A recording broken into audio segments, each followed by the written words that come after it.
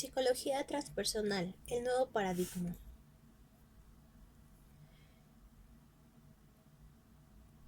Para entender este concepto de nuevo paradigma, hay que revisar que los paradigmas se van formando a partir de las necesidades que van teniendo los individuos, dependiendo la época y dependiendo las necesidades que van teniendo en ese presente. Desde la perspectiva social, desde la perspectiva política, desde la perspectiva económica. Para esto, valdría la pena revisar qué es lo que nos menciona la filosofía de las ciencias y el papel paradigmático. Tenemos que, como lo menciona Almendro, lo transpersonal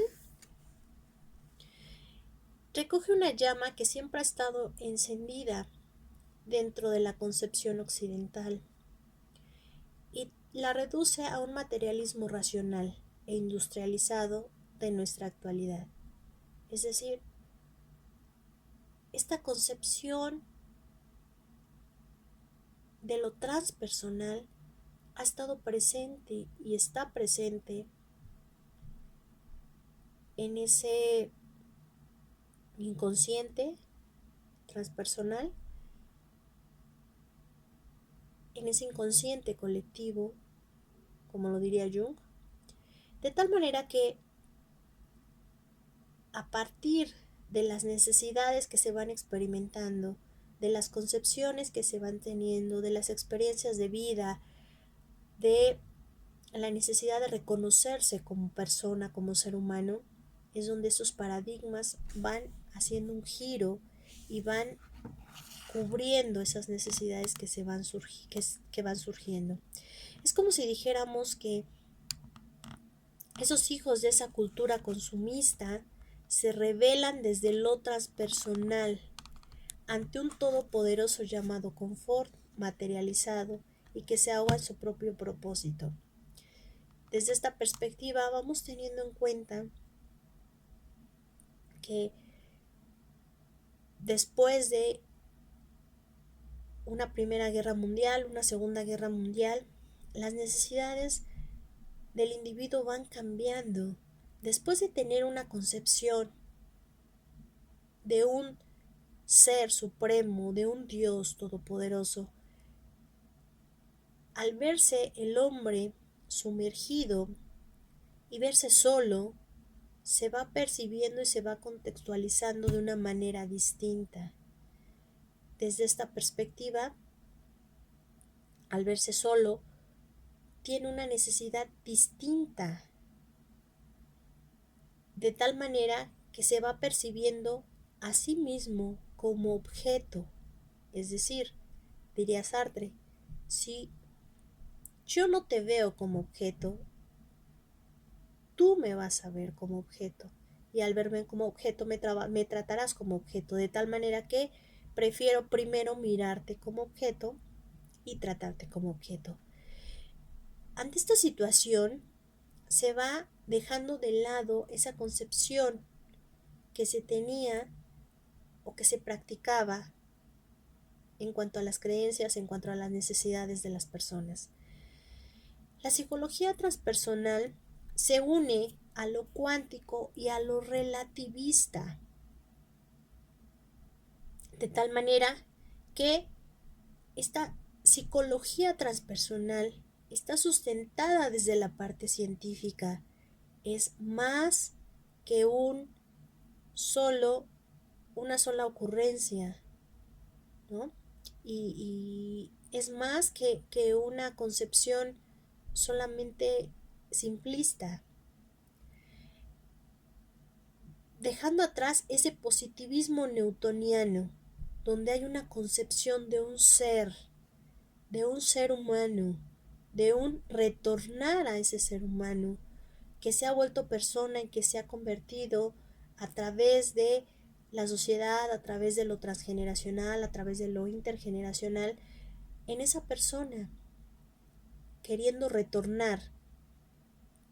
De tal manera que algo nuevo emerge de la cultura actual y es necesario que emerja, a pesar de todas las diferencias que puedan surgir, de tal manera que entendamos o vamos complementando o vamos ampliando estas concepciones, donde materia es igual a conciencia. El ser humano está constituido por materia, por conciencia y por energía, donde estas tres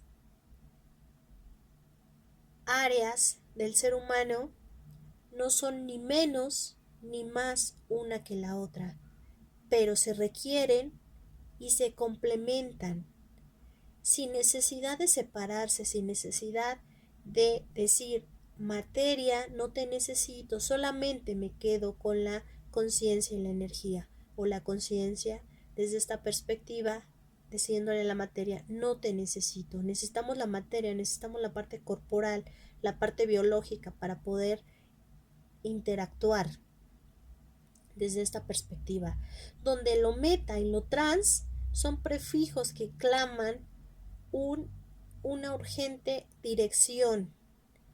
Se requiere de esta situación en la cual podamos hacer esa reconstrucción de lo que se ha concebido como persona, dejando atrás toda esta conceptualización que veníamos estudiando, que veníamos revisando, que tiene que ver con la parte de mirar al otro como objeto.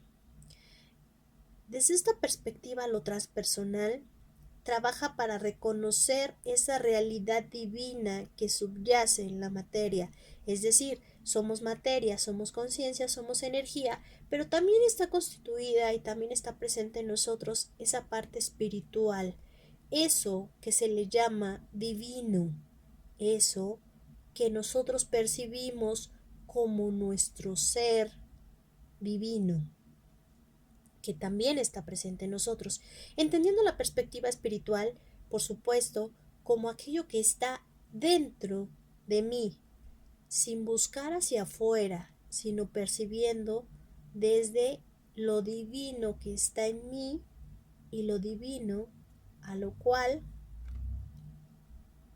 pertenezco, siendo desde una perspectiva bíblica, ¿no? Vale la pena mencionar esa imagen y semejanza de ese ser divino. Siendo este el objetivo de estudio de la filosofía que actúa directamente en la vida para que ésta cambie y para que cambie y modifique, tiene que cambiar la perspectiva de los habitantes de esta comunidad, de este país, de este planeta, de tal manera que vamos a ir revisando las diferentes necesidades que van surgiendo, los propósitos que se van implementando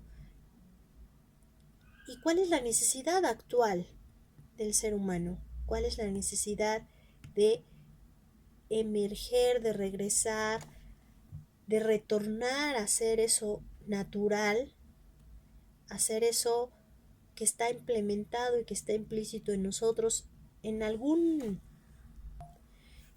rincón, en el fondo. Bien, el siguiente punto tiene que ver con las ciencias mecanicistas y los newtonianos cartesianos. Y, y vale la pena hacer mención de todo esto para que así podamos comprender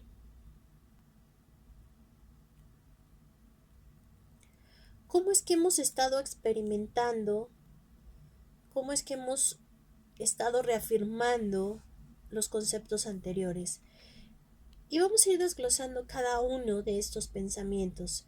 El pensamiento newtoniano concibe al ser como una máquina biológica,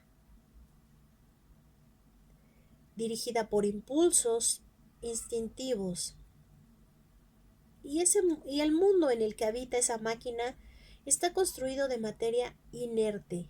Eso es lo que plantea y eso es lo que expone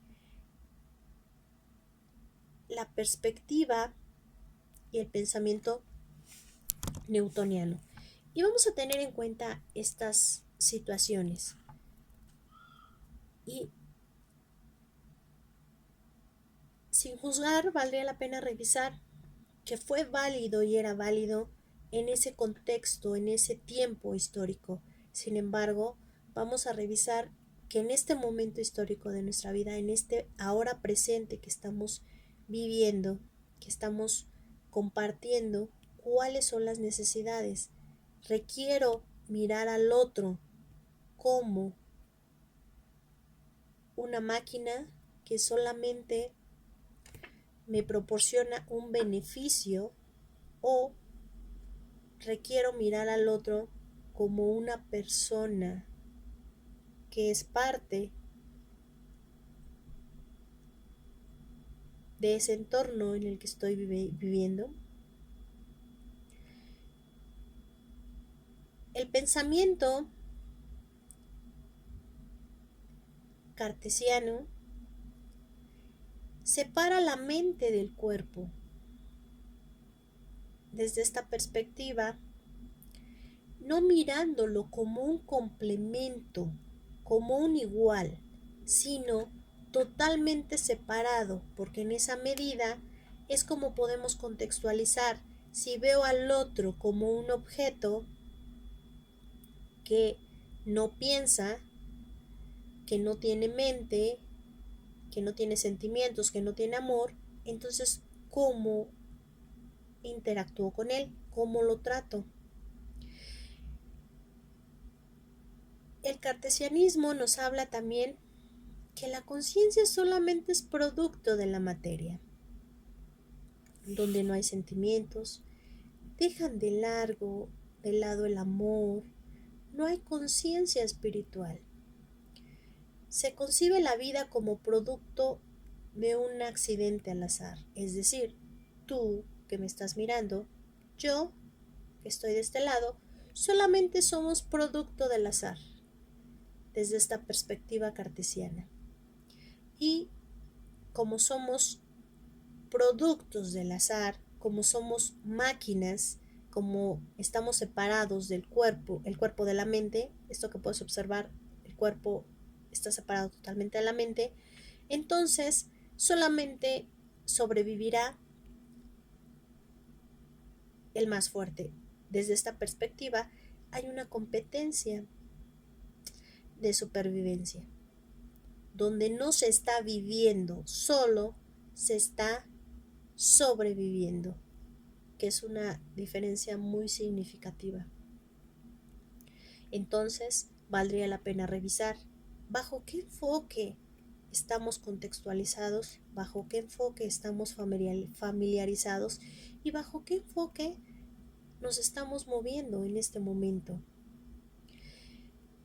Este pensamiento científico se ha ocupado de lo cuantitativo, solo aquello que puedo medir y puedo contar, dejando de lado lo cualitativo, por considerar a este último como degradante.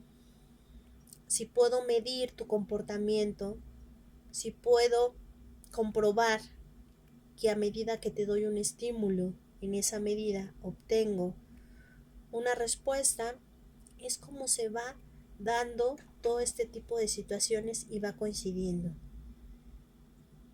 ¿Suena familiar o meramente conductista?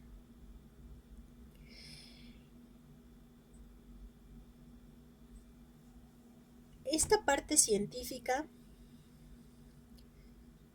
eso que se puede comprobar,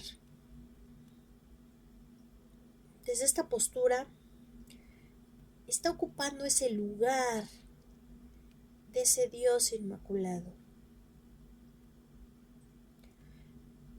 en donde es el que dirige y el que designa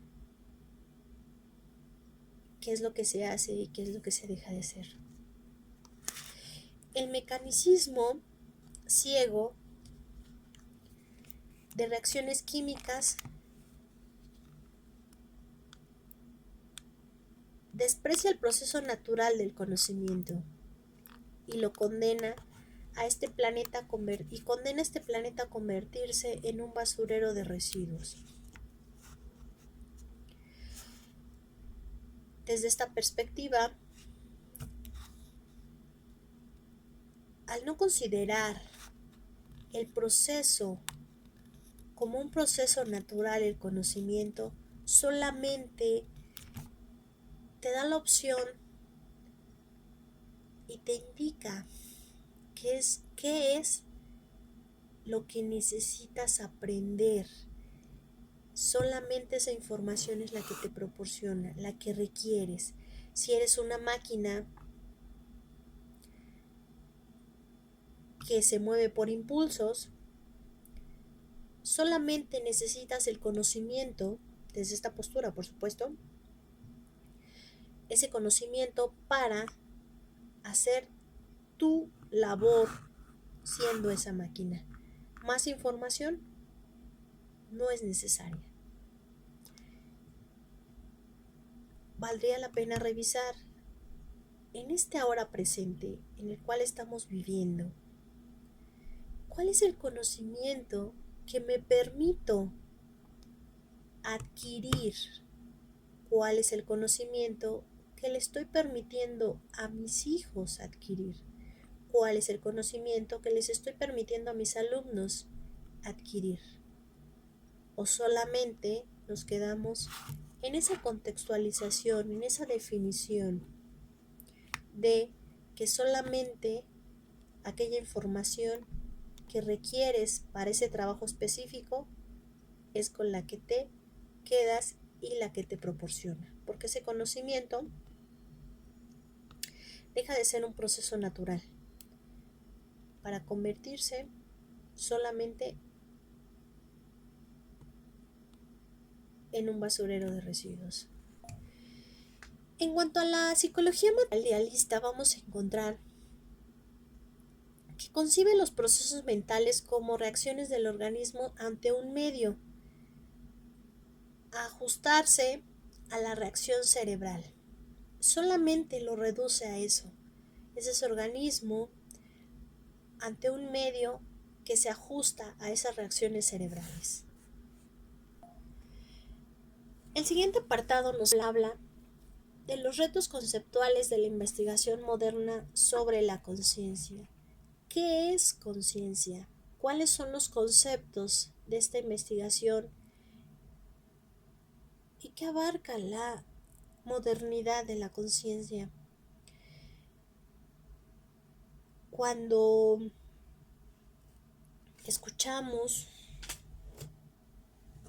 algunos comentarios sobre el trato de las personas, y este trato se reduce al mirarlos o al concebirlos como meramente objetos o en un conductismo muy ortodoxo, a percibir al trabajador o a quien está frente a mí como ese objeto, como esa concepción de, incluso comparado con un animal, es donde emerge esa situación que tiene que ver con la conciencia, del otro, cuando hablamos o escuchamos de que está prohibida la esclavitud, que está prohibido el trabajo en menores de edad, en trabajo en niños. Ahí entra la parte de la conciencia y nos vamos dando cuenta que a medida que escuchamos esta situación, las situaciones económicas, las situaciones sociopolíticas, las situaciones ecológicas, pareciera que cada día todo se centra en la parte de la manipulación y el poder, en querer alcanzar más esa postura,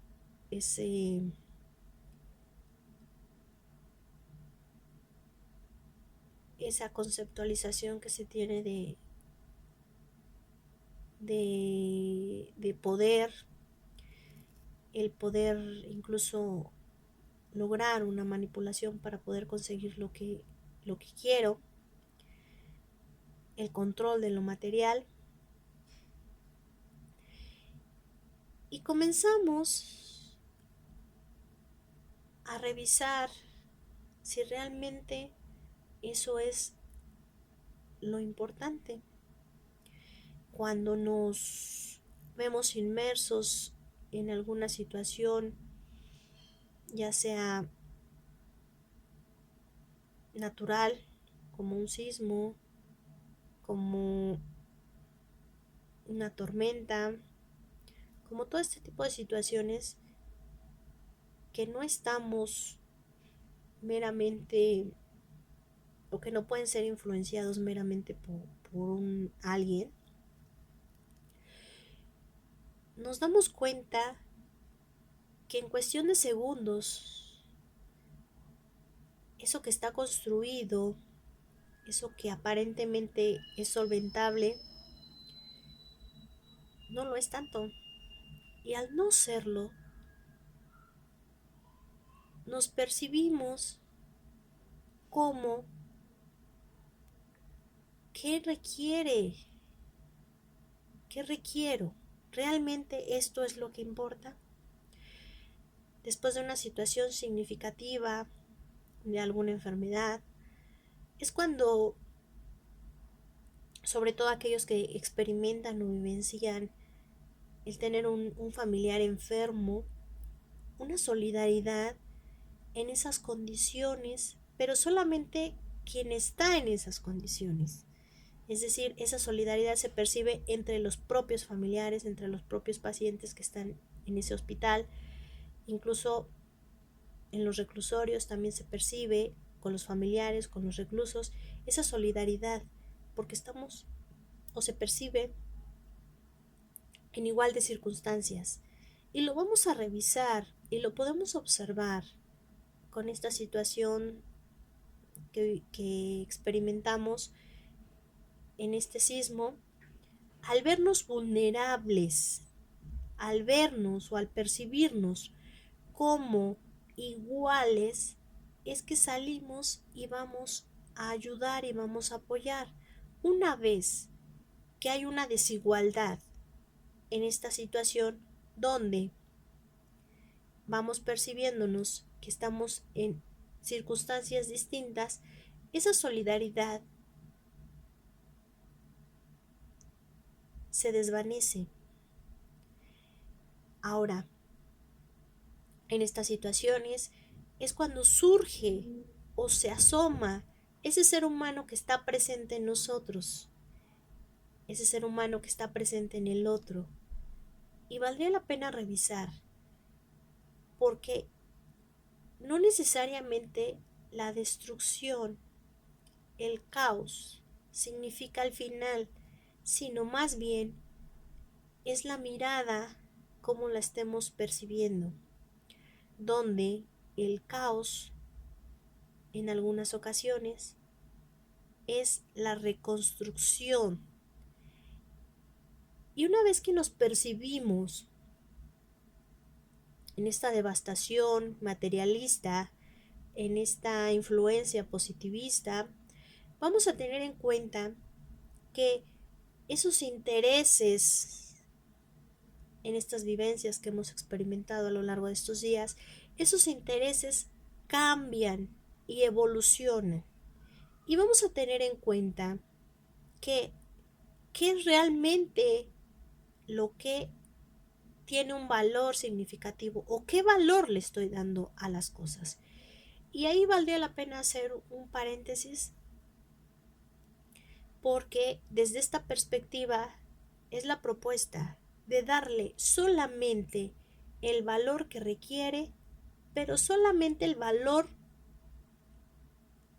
que tiene, sin más ni menos. De tal manera que nosotros podamos revisar esos intereses que en este momento están aflorando y que en diversas situaciones de nuestra vida se han hecho presentes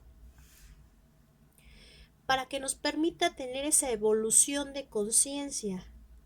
Y esa evolución de conciencia se da en eventos como los que hemos vivenciado y como los que estamos vivenciando y como los que seguiremos vivenciando. De tal manera que vamos a revisar que